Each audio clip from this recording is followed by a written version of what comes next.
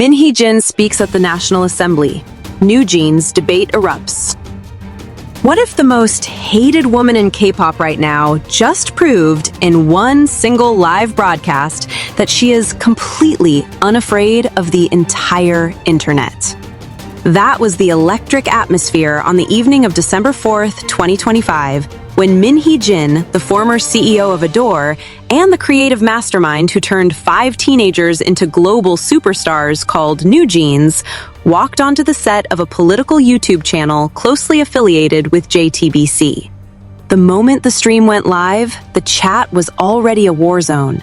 Thousands of malicious comments poured in before she even opened her mouth. Curses, accusations, demands for apology, predictions that she would cry or collapse under pressure. Yet, there she sat, perfectly composed, wearing a simple black outfit and the faintest trace of a smile, as if she had stepped into a quiet cafe instead of a digital coliseum where half of South Korea seemed ready to throw stones. She began with the media. Her voice was calm, but carried an edge sharp enough to cut through the noise. She told the host that every single day her team sends her a curated list of articles written about her, and the sheer volume has become absurd. "If I go to the bathroom 10 times in one day," she said, half laughing, half exasperated, "there will be an article about it." The host, visibly skeptical, pushed back immediately. "Come on, that kind of extreme coverage doesn't actually exist." Min didn't flinch. She simply repeated that he must not have seen the ones her team monitors. There was something chilling about her certainty, the quiet confidence of someone who wakes up every morning to a folder of fresh hatred curated like morning news. It made you wonder how many of us could survive that level of daily scrutiny without breaking, and whether breaking might actually be the more human response. Then came the inevitable question about NewJeans themselves. The host didn't hold back, bringing 5 underage idols to press conferences and even to a National Assembly audit. Wasn't that a terrible decision? Weren't they being used? Min refused to label it good or bad. Instead, she reached for a Bible verse that instantly became the most quoted line of the night. "Let him who has never sinned cast the first stone." You could almost hear the collective gasp across Korean Twitter. She went on, her tone growing warmer, almost protective, pointing out the unbearable hypocrisy of a society that one minute screams, "Protect the minors," and the next minute mocks those same minors the moment they dare to speak. When adults want to silence them, suddenly they're just kids who don't understand, she said. But when adults want to use them, suddenly they're mature enough to work 18-hour days and smile for the camera. The bitterness in her voice felt earned, like someone who had watched the industry chew up young dreams for decades. She painted a larger picture of Korean society that felt both philosophical and scathingly sarcastic. People, she said, are obsessed with trivial things, endless television shows about where to eat premium pork belly, while genuine moral courage is treated like a personality flaw. Live your own life well, she advised the invisible army hating her in the chat, and stop trying to control everyone else's choices. There was something almost liberating about hearing a public figure say out loud what so many feel privately, that the loudest moral judges online are often the ones whose own lives couldn't withstand 5 minutes of real scrutiny. The moment everyone had been waiting for finally arrived. The host, voice gentle but direct, asked the question burning across every forum and group chat in the country. "Do you have anything you want to say to the NewJeans members? Do you feel sorry toward them?" Silence for half a second. Then Min looked straight into the camera and answered with devastating clarity. "Hybe should feel very sorry to NewJeans." Not a tremor, not a tear, not even the smallest hint of personal remorse. The live chat exploded into pure chaos, lines scrolling so fast the screen turned into a white blur of rage. That single sentence instantly became the most controversial statement of her entire post-Ador life. What made it sting so badly was the refusal to give the public what they wanted: an apology, tears, some acknowledgement that she too had played a role in dragging 5 young women into a corporate war zone. Instead, she pivoted every ounce of blame onto Hybe, speaking as if she were merely a concerned bystander, rather than the adult who had once held ultimate authority over those members' careers. To her supporters, it was a brave refusal to bow to mob justice.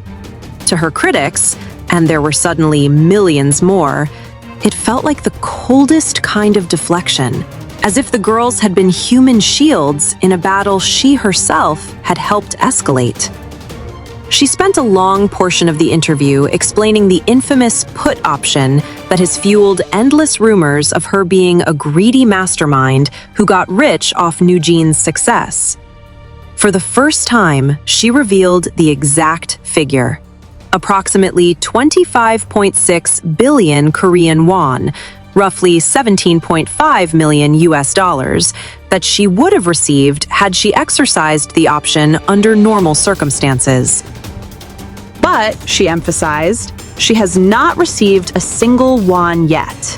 The structure, she insisted, had originally been Hybe's idea, first granted to her as stock options, later converted into put options when she became a major shareholder in Ador.